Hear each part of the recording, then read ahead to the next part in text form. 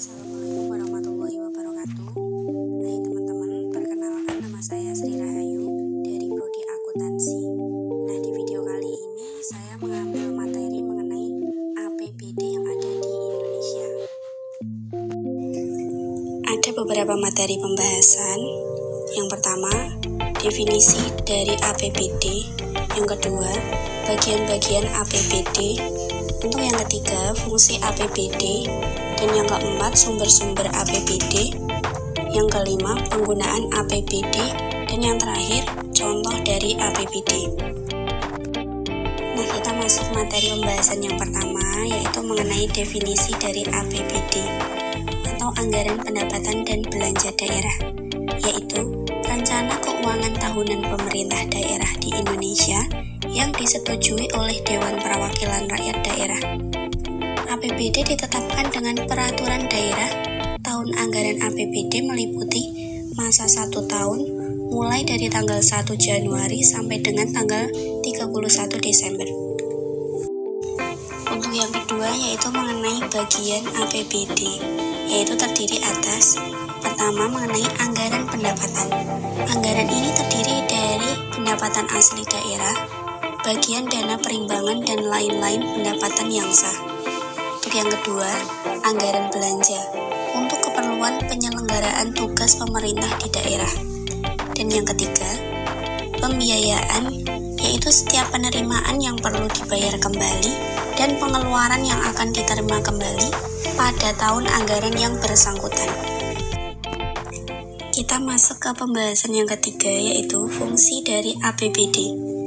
Ada beberapa fungsi. Yang pertama, fungsi otorisasi bermakna anggaran daerah menjadi dasar untuk merealisasi pendapatan dan belanja pada tahun bersangkutan.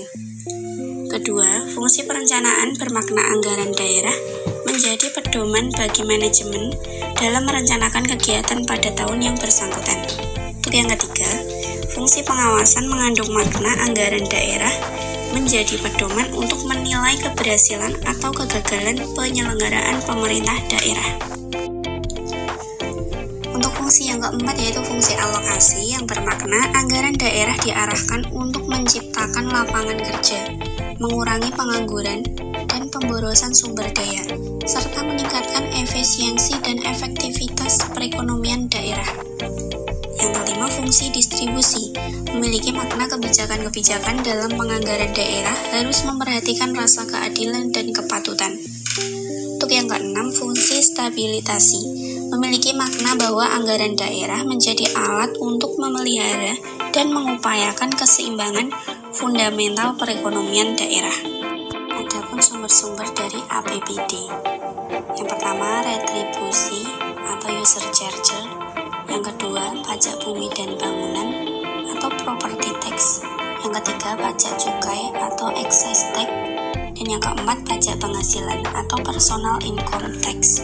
Untuk pembahasan kelima ini yaitu untuk apa saja sih penggunaan dari APBD. Yang pertama, mendukung pemerintah daerah dalam melaksanakan kebijakan fiskal. Yang kedua, mewujudkan keadilan dan efisiensi dalam pengadaan barang dan jasa. Yang ketiga, menetapkan prioritas belanja daerah. Dan yang terakhir, menjadi acuan bagi pemerintah daerah terkait pendapatan dan pengeluaran belanja daerah. Pembahasan yang keenam yaitu ada beberapa contoh dari APBD. Yang pertama, belanja pegawai berupa pembayaran gaji bagi pegawai daerah otonom. Untuk kedua, belanja barang dan jasa, pembelian inventaris kantor, biaya pendidikan, dan lain-lain. Yang ketiga, biaya perjalanan dinas sebagai kegiatan pegawai. Nah, itu tadi sedikit pemaparan materi mengenai APBD yang ada di Indonesia. Kurang lebihnya mohon maaf. Semoga bermanfaat. Wassalamualaikum warahmatullahi wabarakatuh.